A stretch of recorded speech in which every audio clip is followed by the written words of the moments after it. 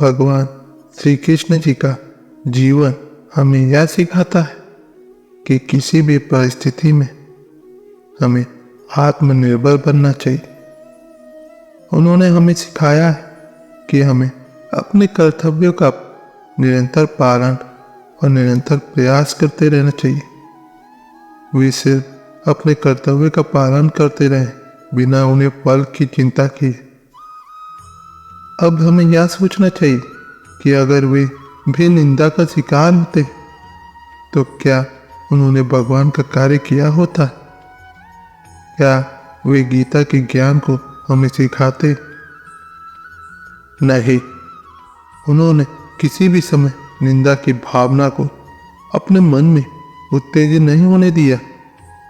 इससे हमें यह सीखने को मिलता है कि जैसे आकाश पत्थर को फेंक देता है, वैसे ही हमें भी निंदा की भावना को अपने मन से निकाल देना चाहिए।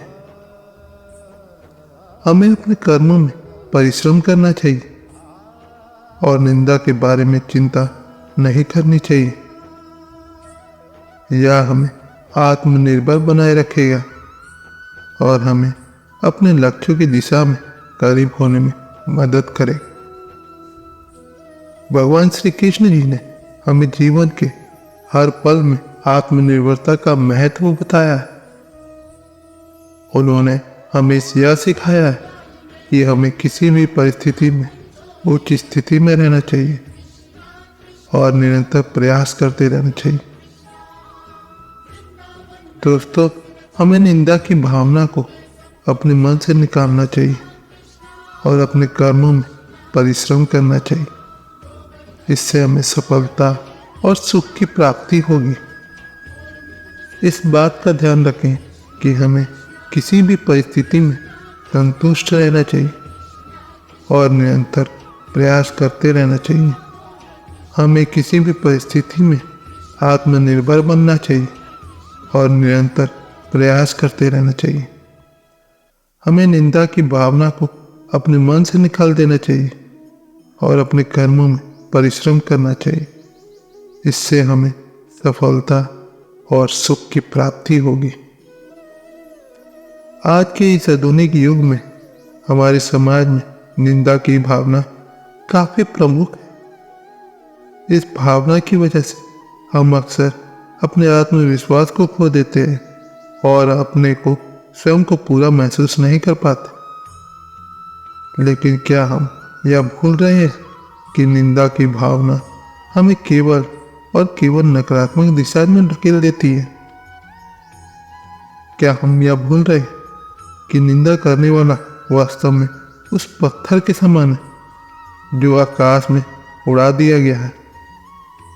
भगवान श्री कृष्ण जी के उपदेश में हमें यह सिखाया गया है कि हमें अपने कर्मों में निष्काम भाव से लगना चाहिए और निरंतर प्रयास करते रहना चाहिए। उन्होंने हमें यह सिखाया है कि हमें किसी भी परिस्थिति में उच्च स्थिति में रहना चाहिए और निरंतर प्रयास करते रहना चाहिए। उन्होंने यह भी सिखाया कि हमें निंदा की भावना को अपने मन से निकाल देना चाहिए और अपने कर्मों में परिश्रम करना चाहिए। निंदा की भावना हमारे मन को दुखी और निराश कर देती। यह हमें नकारात्मकता की दिशा में ले जाती और हमें अपने उद्देश्य की प्राप्ति में बाधा डालती। इसलिए हमें निंदा की भावना को अपने मन से निकाल देना चाहिए और अपने कर्मों में परिश्रम करना चाहिए। भगवान श्री कृष्ण जी ने हमें यह सिखाया है कि हमें आत्मनिर्भर बनना चाहिए, निरंतर प्रयास करते रहना चाहिए। उन्होंने हमें यह भी सिखाया कि हमें निंदा की भावना को अपने मन से निकाल देना चाहिए और अपने कर्मों में परिश्रम करना चाहिए। इससे हमें सफलता और सुख प्राप्ति होगी। भगवान श्री कृष्ण के उपदेशों को अपनाने से हम अपने जीवन को एक नई दिशा में दे सकते हैं। हमें निंदा की भावना को अपने मन से निकाल देना चाहिए और अपने कर्मों में परिश्रम करना चाहिए। इससे हमें सफलता और सुख की प्राप्ति होगी। आपके सामने यह बात स्पष्ट है कि निंदा की भावना को अपने मन से निकाल देना हमारे जीवन के लिए कितना महत्वपूर्ण है। हमें निंदा की भावना अपने मन से निकाल देना चाहिए और अपने कर्मों में परिश्रम करना चाहिए। इससे हमें सफलता और सुख की प्राप्ति होगी।